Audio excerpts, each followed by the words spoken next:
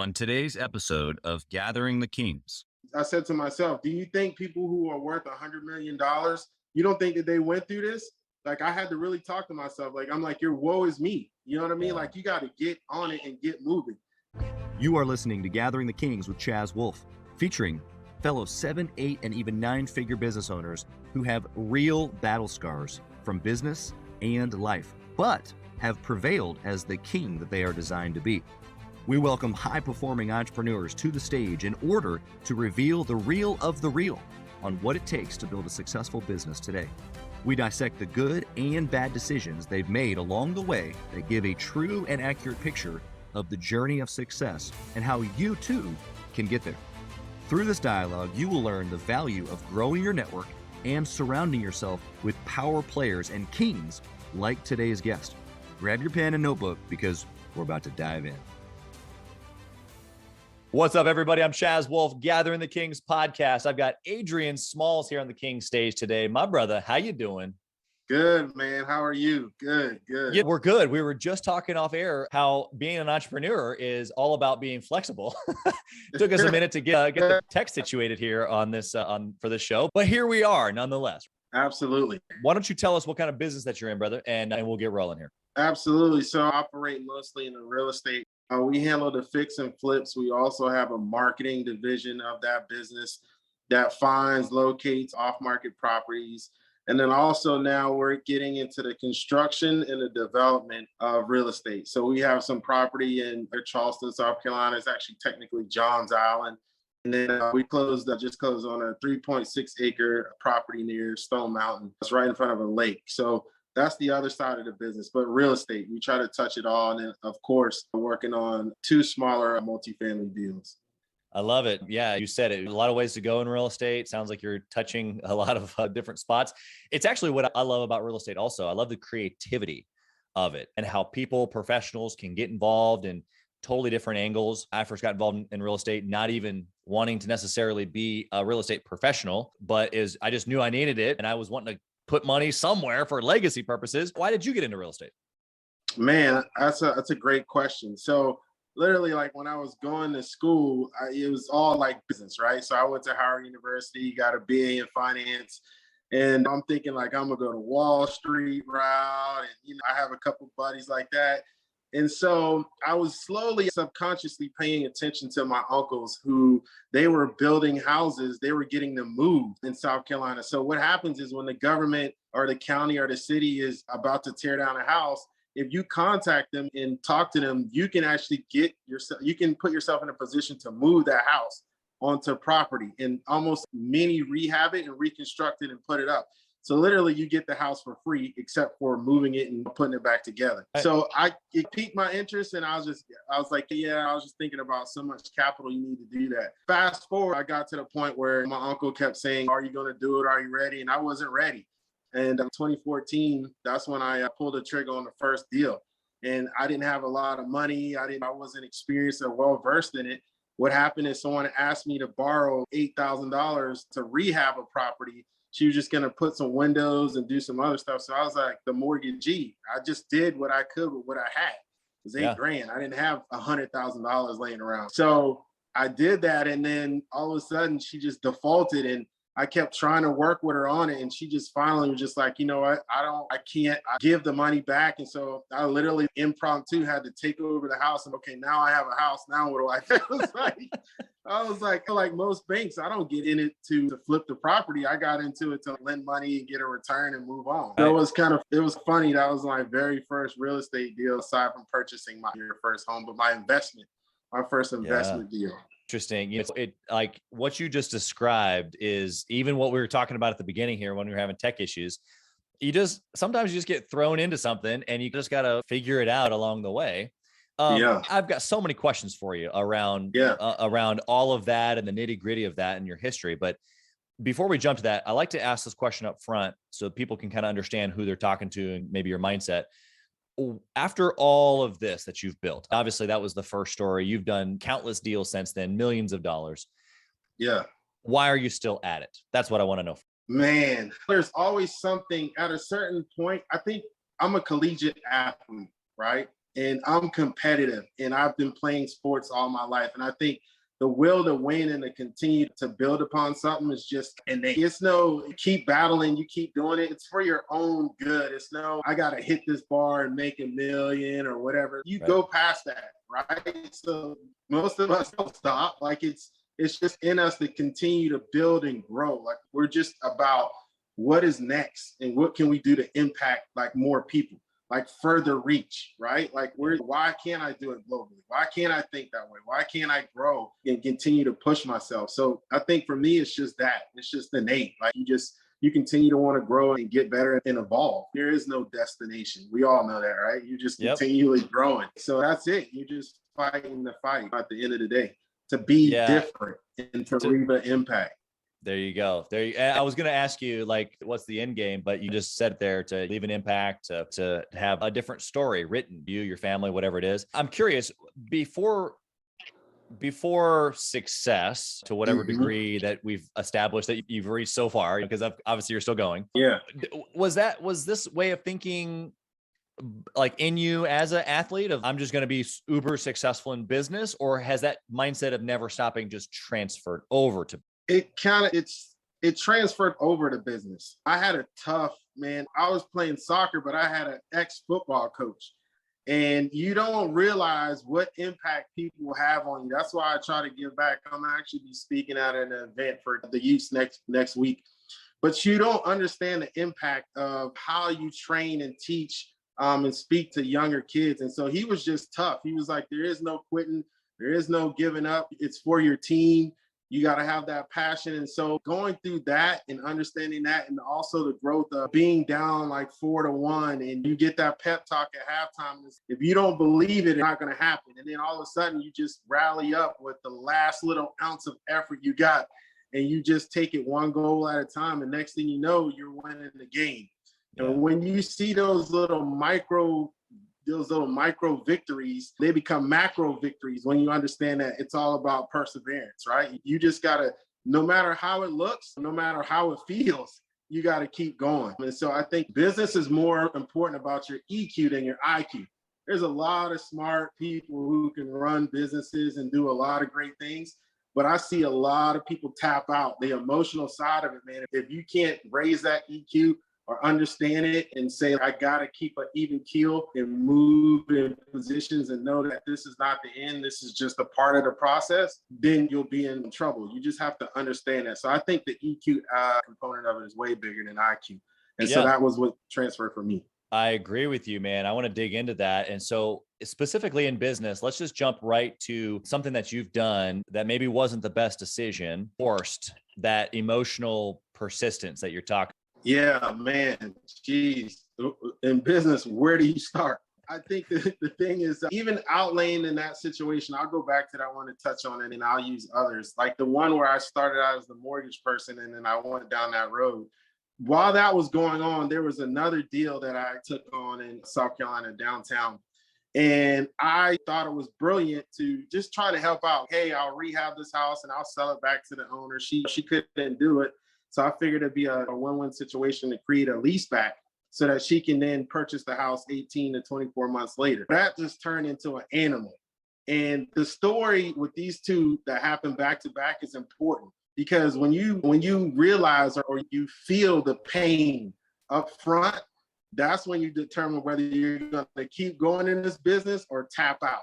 So she, in this particular scenario, she drug it out for 2.5 years through courts, literally like I was subsidizing the income. The judge got to the point where he was like, hey, this lady's just a squatter. And so we finally got to that point. But who was stroking that check over those 18 to 24 months while we were in court? Who had it all on the line, right? Who had to pay attorney fees when you don't have any money? So literally I had to strike a deal with the attorney. It got to the point where it was so bad, I was like, man, I can't afford to keep going at this rate.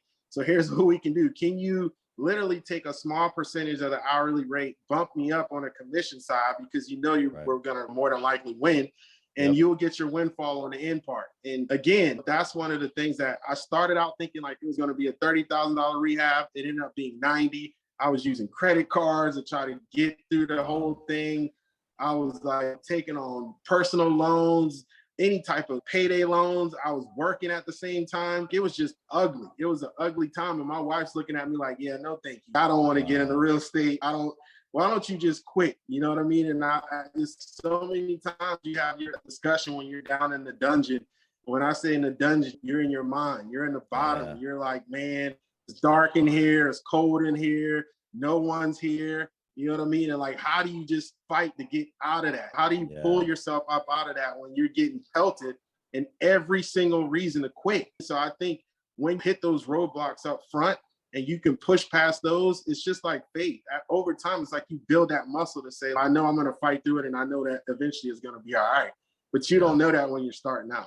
No, you don't. And dude, obviously, I mean, I hope the listener is buckled in with their seatbelt, because the next 30 minutes, we're going to roll hard on this one, I can tell. But I could listen to you for hours, man. Yeah. I'm getting fired up over here just listening to the story. But I want to know in that moment, like when, like specifically, not just in the dungeon, but when you were in the dungeon during that, when wifey was uncertain, when the courts were dragging your money, like all of that, what were the things that you did to climb out of the dungeon? Of course, you remember the sports. Of course, you remember the moments, the why, all the cliche success answers. But what were you thinking in that moment? What'd you actually do? Man, so getting myself back in that moment, I think the thing is hopeful. Like you're hopeful and you're saying, like, give me one good thing. Like I was latching on one small little victory. And like I latched on to that one thing. And then I said, it got to the point where I said, this is an expensive education. Right? I'm going to go through all of this and just walk away and just say I lost all of this, or I'm going to just be like, okay, I learned through it. So a combination of those two things, I just was latching on. And then the third thing that really helped me was the sight on the bigger picture. I said to myself, do you think people who are worth $100 million, you don't think that they went through this? Like I had to really talk to myself. Like, I'm like, your woe is me. You know what I mean? Like you got to get on it and get moving. They have countless of stories. The thing about it is that you don't hear the people that don't continue to persevere. Their stories, I've done real estate, it doesn't work. You hear that all the time. And so all of those things were happening in my mind, like simultaneously. I was reaching out, saying any little good thing I can figure out, or any little good thing, any bump or anything, I was latching on to that. And then I was just saying, if you want to be the man, you got to be the man. Right. Yeah. I just changed it. And I think that toughness just started coming in. It's like inch by inch, fight back. What are you going to do? Quit? So those things like started pulling me out of it, man. And I just started honestly too saying, man, what can you do? Stop saying it's so easy to get sucked into the victim mentality when you're getting pelted. Like you're like, man, geez, can I get a break? I was like, I could not get a break. So I was like, it's so easy to fall into that victim mentality, but I was like, man, just keep fighting, just one by one. And then also even like little things when you're hearing, try to feed your motivation and other things. Like I was just trying to pour things into me to change my mind, even if it was a temporary thing. Like I might get the motivations fleeting, right? That's like here or there. But it was enough to get me like, okay, come on, get back focused. And then an hour later, you're getting a hey, there's a 3-week stall on the Court of Appeals. You just gotta be ready for it. Right? That's right. No, dude, I so relate to that. I think everybody listening right now can as well. But I think back to 3 consecutive years. I owned multiple franchises. We're doing millions in sales. And we had 3 consecutive down years.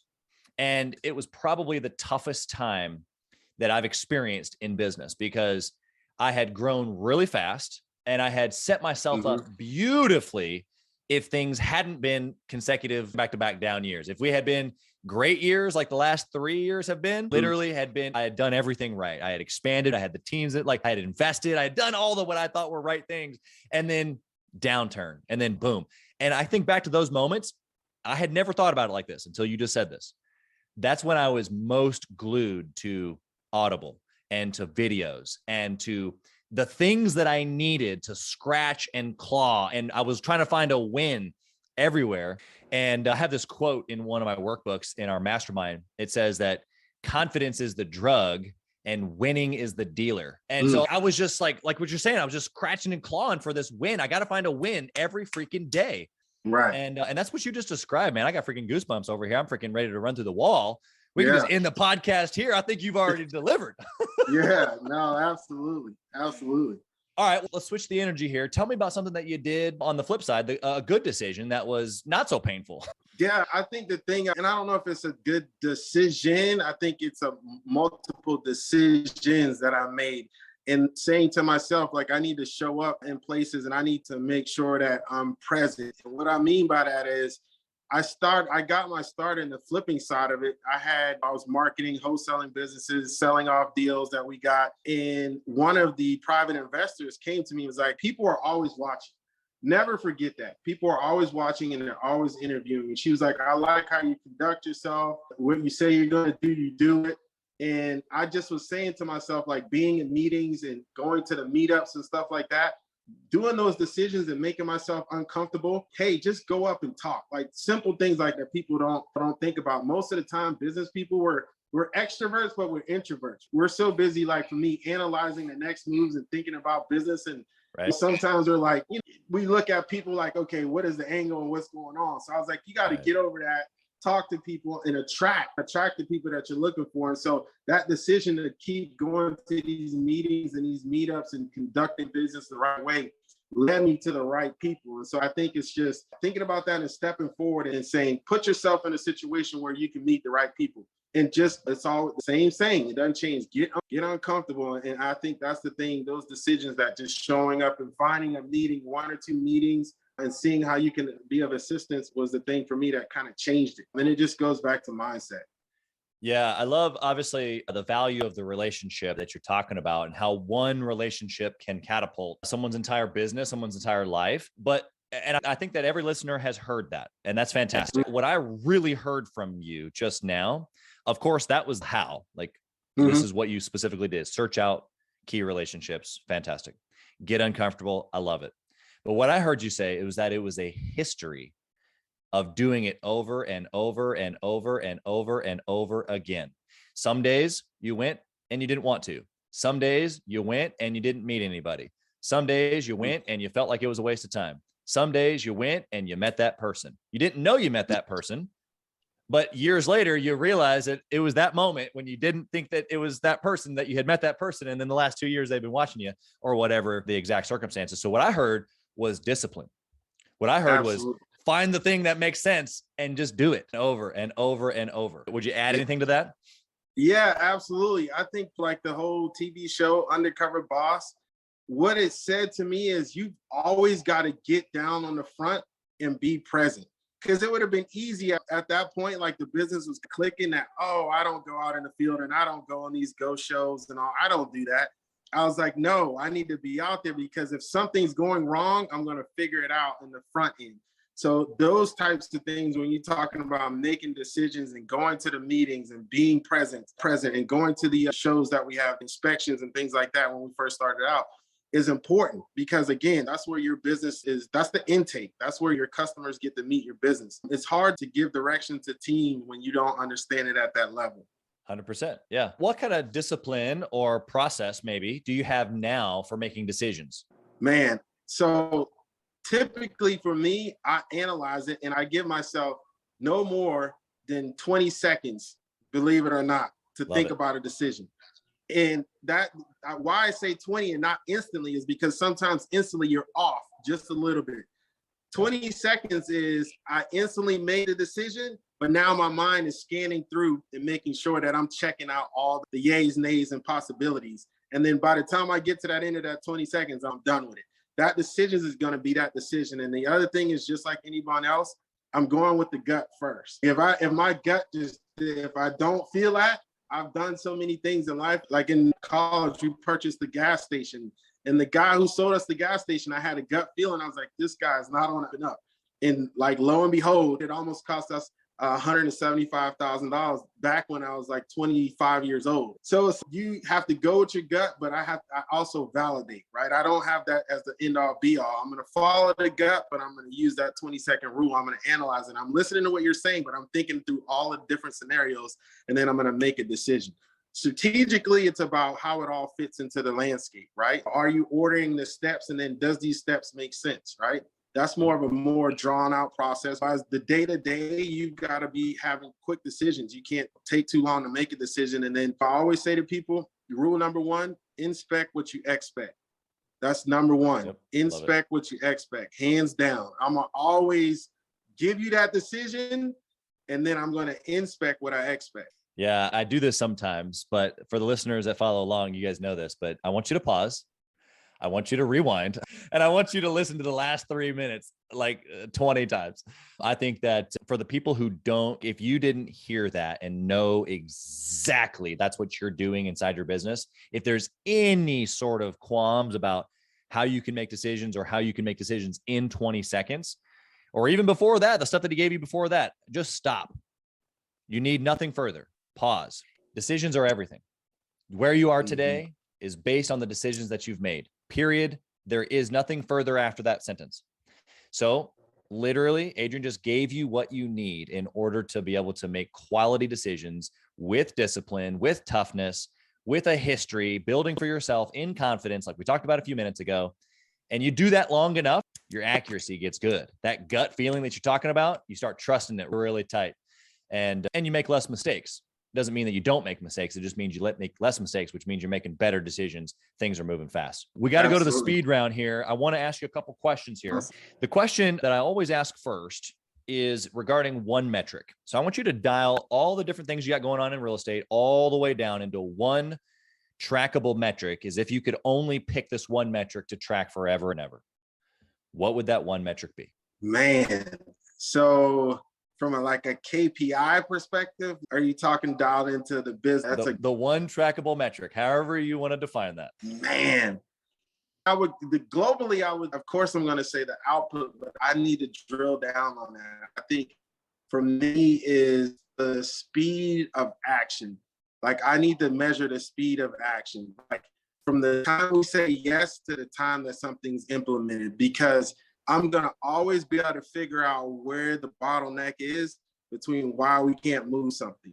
Is it a person, a process, or something along the line that's keeping us from moving this thing forward faster? And so by doing that, I'm going to pull out what the issue is. I'm going to be able to tell, hey, this is the issue. This is the cog in the wheel, why you can't go from doing something in 90 days when that's the expectation. You don't hit that mark, it's somewhere in that process. So I can do that across something that is short-term or long-term. If we didn't hit our 5-year goal, I'm gonna go along the process and see what was the people or process that had stopped it, kept it from moving forward at the pace that it needed to move. Because again, everything in business and life is always changing. If you can't move fast in a methodical, analytical way, you're gonna choke with business. You have to evolve so fast. It's like going from MySpace to TikTok. If you don't evolve and change and move fast as you can move in a process and get your team to understand that we don't want to just move fast, we want to move right. And to do that, back to your point, it's the constant practice of it. If you practice it, then your team can then position or reposition. If something comes up, if one thing happens in an environment or in our business, we can pivot quickly and deploy. We can be in 6 markets doing a different marketing strategy so long as we've been practicing moving at speed from first saying yes to the output. So speed to action. Hey, again, what a quality answer. I'm just going to move on to the next question. What book would you recommend for a 6-figure business owner trying to get where you are? That's a good one. What book would I recommend? And they're a business owner. I would say Fraction actually did a lot for me from a business perspective, right? Because you're saying that you need to move, the things that you need to track, and the minutia of it, right? Who has their rocks, who's doing what, I think is more of the technical aspect than the mentality, right? Yep. Like The Richest Man in Babylon and all those books are great, but I think it's really about tactical when you're in the 6-figure range, because if you're missing 7 figures, it's all in what you're doing, right? Yeah. You're not jumping from 6 to 7 because there's something wrong in your process somewhere. Yep. Yeah, that we like to call in Gathering the Kings. You haven't mastered the basics yet: marketing, sales, client fulfillment, finance. Hit repeat. And if you can't do that over and over again, that's the only thing that's stopping you really from the 7-figure mark. There's a cog in the wheel, as you said earlier. So I love it. Okay. Do you intentionally network or mastermind with other entrepreneurs? Yes. Yes. And why? Because I feel like the thing is, it puts you in a position, for me, it opens me up and sometimes make me think about things that I don't think about. So I intentionally network more. I will make myself now, and it goes back to that thing. when you start seeing something work, you'll get motivated to do it. But when you meet, there's a group here that meets up and they're successful individuals. And it came about from talking to one person and then talking to another person. And then when you're putting rooms and places based off of just opening your mouth, you're gonna become intentional in doing it and saying that that you need to continue to do it no matter what level you're at. So now I'm definitely intentional. Before I was like, oh man, this is what I'm supposed to do, I think. Yeah. And sometimes that's all you have to go off of until you've built the history that we talked about. And when you can look back on that and realize that, okay, I still may not be 100% certain, but I'm pretty certain you're building the history. Okay. I got a question for you that wasn't on the list. I'm gonna throw you a curveball here. If you only had 1 hour each week to work on your business, what would you do in the 1 hour to successfully run your business like you do now? What would I do in that 1 hour? That's a great question. For me, I think the thing is, I would look, if I only had 1 hour to successfully run the business, it's what are we working on? What is that's always my question. What's next? That's number one. So I'm going to look at what's next, what we're working on, what we need to do to make it happen. And then what type of, or what personnel or technology do we need to get there? So I'm going to analyze that in that 1 hour to figure out what's happening. Where do we need to be? Where does the business need to be this week across the board from sales, marketing, or whatever? So I'm going to ask that question. Then I'm going to say, what is needed to get there? And then I'm going to say, what technology or personnel are we missing to get there? So I'm going to quickly in that hour just dissect, look at reports. I'm going to look at where we are. I'm going to look at where that missing is. And then I'm going to say, okay, here's where we need to go to move it to the next stage. So that's more of a tactical thing. I wouldn't be working on strategy per se. I would be working on just tactical things from our operations to figure out what we need to do to move the business forward. So that's what I would do. What's next? What's now? And what are we missing? There you go. Love it. Okay. Last question here for you, Adrian. What would you do if you lost it all? Man, I've been in that situation, right? So literally like in the crash when I was in the mortgage industry, like literally lost it all. Like wife, like I got divorced. The business was crazy. I had to move back to Charleston for a minute. And so when I started over, if I were to start over again, which entrepreneurs, we know what to do when we have to start over. That's the benefit of going through the grind. But it was just, I would just understand the things that I need to work on right now to build something quickly. When I first lost everything, I wanted to get back into the mortgage industry, just in a different complex and rebuild. But if I lost it all now, the first thing I'm going to do is look for the opportunity where I feel like it's big enough in the space for me to operate. And then I'm going to go, right? I'm going to use the sales. We all have an aspect of sales, some of us more technical than not. I'm going to look at an industry that I can go after, that I can get in the sales arena of it, and then take it from there. I'm going to grow the business. I'm going to make the calls. I'm going to make the relationships, and then I'm going to pivot from there. And then I'm going to pull in, using my experience from sales, the different team members or people that I need to make it happen. I think once you know what to do, you know what to do, right? So that's what I would do. I would look for an arena that I feel like it's growth in it. I would make the sales myself initially, and then I would put the team around me to get us to the next level. I love it. I love just the energy that you bring to every little piece that you put into. I can tell that you're just a very intense individual. I respect it actually, because I think a lot of people, even that are close to me, my wife would probably agree that I'm intense. I think most entrepreneurs are pretty intense. It's just a matter of at what scale have we given ourselves permission to like really go for it and be really who we're designed to be, or the intensity of that. And so I just see it in you, man. I see full kingship in action, the intensity of it. I see man, I want to run hard with guys like you, because I know I'm going to run faster, further, stronger. You know what I mean? Yeah. Why not? Why not? And why not? Exactly. Let's do it. Adrian, how can these guys find you? How can the listener connect with you today? Where can they locate you? How can they get to know you better? Absolutely. Of course, you can go to LinkedIn, Adrian L. Smalls. You'll see my profile on a little blue blazer. That's me. And you'll see the businesses underneath it. I'm in the Instagram, the Adrian Smalls on Instagram. But those are the ways that you can mostly find me, through LinkedIn or through Instagram, Facebook. I think I need to create a follower because I'm always at 5,000. Every time I go under, it goes back. So maybe I'll just do another page or something. But those are the ways you can find me. That's awesome, man. We appreciate just obviously the nuggets, but dude, the intensity that you've brought here today has just been incredible. Thank you for the valuable time. And I wish you nothing but success. We're gonna do something together. I already know that. I'm all in with Adrian Smalls. Yeah, man. And so am I. Let's do it. I'm with it. I appreciate you. I appreciate you having me. And keep digging for the Kings. Yeah, that's right. Thank you for listening to Gathering the Kings today. I hope that you were able to pull out a few nuggets to go apply into your business right away. More importantly, though, I hope that you're realizing that it takes more to be successful than just being by yourself, doing it all on your own, carrying the weight all by yourself. What I have realized, not only in my own journey from multiple businesses and multiple different industries, and now interviewing literally over 200 or 300 other very successful 7, 8, and 9-figure business owners, is that it's tough to do it alone. And so Gathering the Kings literally exists to bring together successful entrepreneurs. In fact, we are putting together 1,000 kings, specifically who are grateful but not done. We're intentionally assembling kings who fight tooth and nail for their business, family, and communities. And here's what we believe, that in the pursuit of excellence in those areas, that it ignites within us the responsibility to govern power and forge a lasting legacy. So if that relates and resonates with you, and you know that you need people around you, sharp, qualified, other very successful business owners, I want you to go to gatheringthekings.com. I want you to take a look at what we're doing and see if it makes sense for you to be part of our pursuit to 1,000 kings. Talk soon.